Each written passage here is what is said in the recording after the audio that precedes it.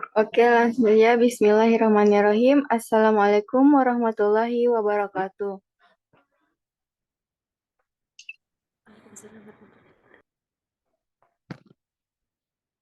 Salam sejahtera untuk kita semua. Shalom Swastiastu, Namo Buddhaya, salam kebajikan. Selamat malam teman-teman. Semoga kita dalam keadaan sehat dan jangan lupa untuk selalu bersyukur.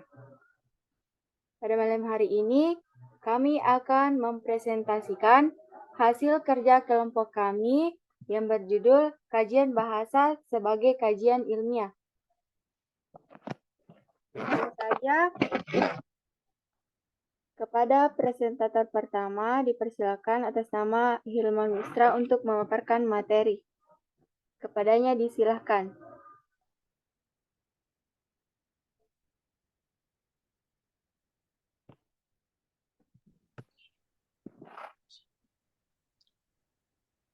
Baik, terima kasih atas kesempatan yang diberikan kepada saya.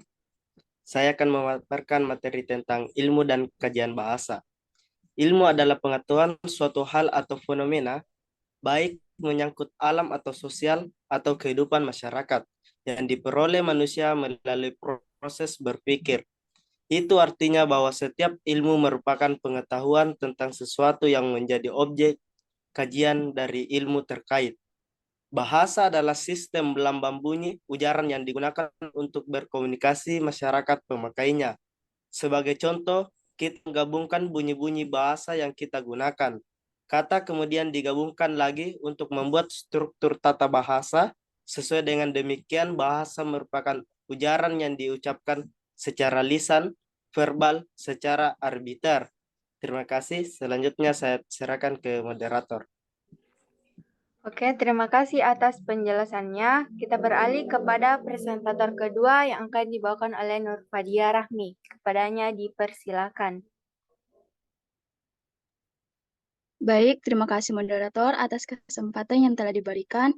Saya akan melanjutkan pemaparan materi dari saudara Hilman, yang itu pembidangan kajian bahasa. Yang pertama, mikrolinguistik. Mikrolinguistik yakni ilmu tentang bahasa yang sifat telaahnya sempit atau internal, karena khusus mengkaji bahasa itu sendiri tanpa mengaitkan dengan ilmu lain dan tanpa memikirkan bagaimana penerapan ilmu tersebut dalam kegiatan sehari-hari. Mikrolinguistik terdiri dari yang pertama, teori linguistik. Teori linguistik adalah subdisiplin linguistik yang membahas bahasa dan ilmu bahasa dari sudut pandang teori tertentu. Teori linguistik Bloomfield didasarkan pada andaian-andaian dan definisi-definisi, karena kita tidak mungkin mendengar semua ujaran di dalam suatu masyarakat tutur. Yang kedua, linguistik deskriptif. Linguistik deskriptif yaitu linguistik yang memberikan deskripsi dan analisis bahasa. Bahasa terterangkan bagaimana kerja dan penggunaannya oleh para penutur pada kurun waktu tertentu. Linguistik Menurut linguistis suatu pengantar, Haidar Al-Wasila 1993-96. Yang ketiga, linguistik historis. Linguistik historik komparatif Goris Keraf dalam linguistik bandingan historis mendefinisikan bahwa linguistik historis komparatif adalah ilmu bahasa yang mempersoalkan bahasa dalam bidang waktu serta perubahan-perubahan unsur bahasa yang terjadi dalam bidang waktu tertentu. Terima kasih, saya serahkan kepada moderator. Oke, terima kasih atas pemaparan materinya. Selanjutnya kita beralih kepada presentator ketiga yang akan dibawakan oleh Nur Aisyah Alia Sarma. Kepadanya dipersilakan.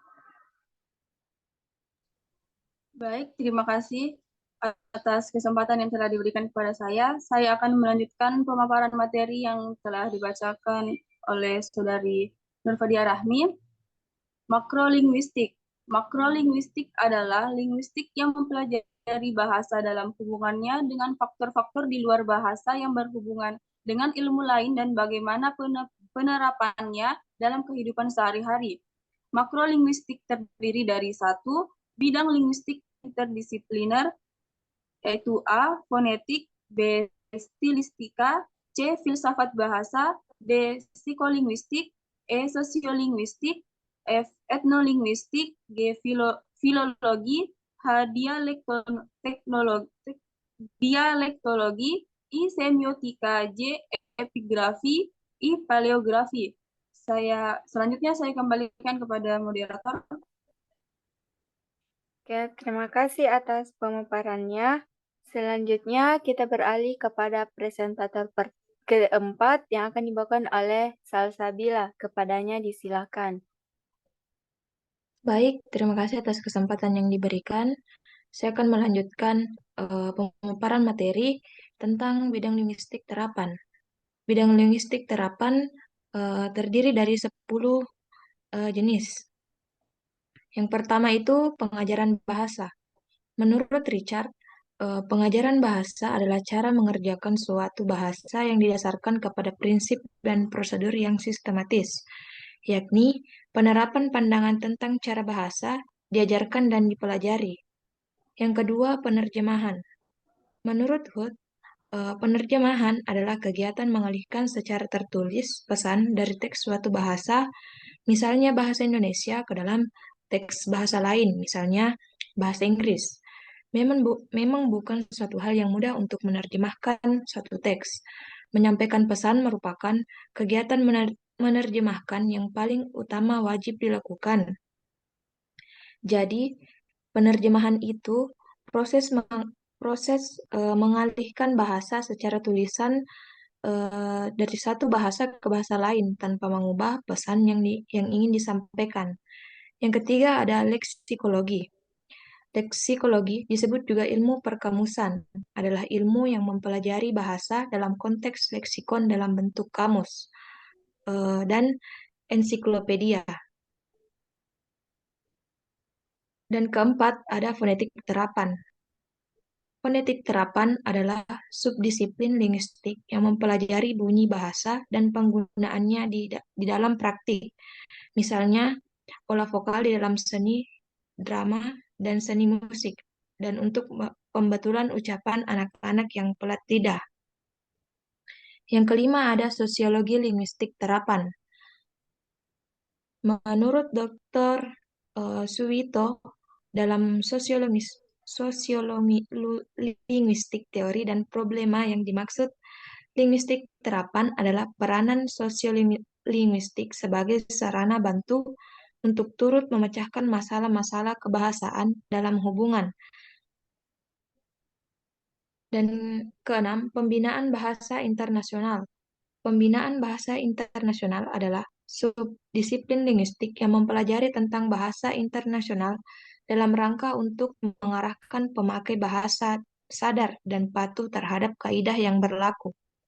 Yang ketujuh ada pembinaan bahasa khusus.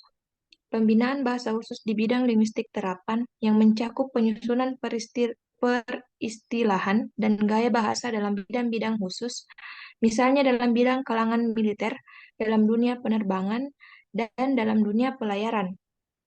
Yang kedelapan ada linguistik medis. Linguistik medis disebut juga patologi bahasa.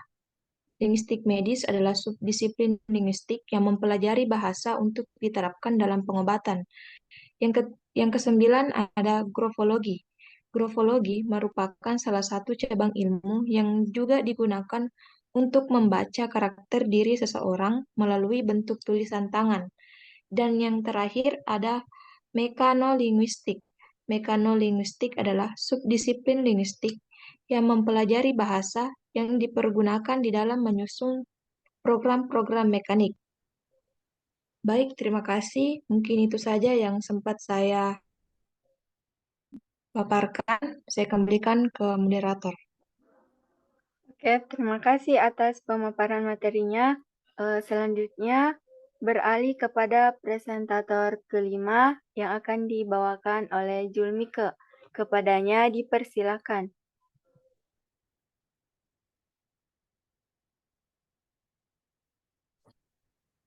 Baik, sebelumnya terima kasih yang telah dibawakan materi yang telah dibawakan.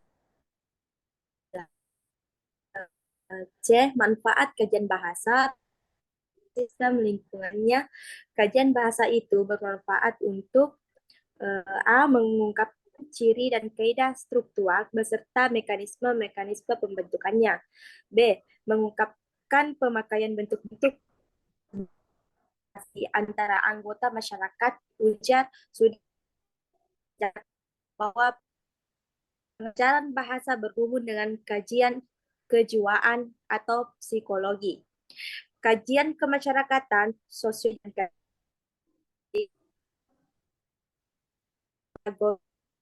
dan hubungan antara pengajaran bahasa dan kajian bahasa menurut Samsuri 1991 mengungkapkan bahwa lepas dari pertumbuhan bahasa pada umumnya. Dinyatakan juga oleh Samsuri bahwa pengajaran bahasa sudah barang tentu mengikuti cara penyelidikan bahasa atau ilmu bahasa berlaku pada waktunya itu. Sekian dari saya.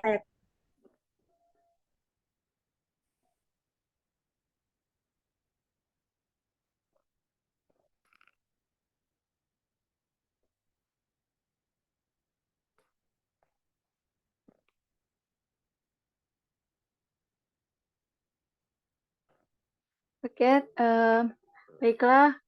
Mohon izin, saya akan menarik kesimpulan dari pemaparan materi tadi yang telah dibawakan oleh teman-teman sekalian. Adapun kesimpulannya yaitu ilmu dan bahasa merupakan dua hal yang tidak terpisahkan. Bahasa berperan penting dalam upaya pengembangan dan penyebarluasan ilmu. Setiap penelitian ilmiah tidak dapat dilaksanakan tanpa menggunakan bahasa. Upaya-upaya penyebarluasan ilmu juga tidak mungkin dilaksanakan tanpa bahasa sebagai media komunikasi. Pembidangan kajian bahasa terbagi atas dua. Yang pertama ada mikrolinguistik.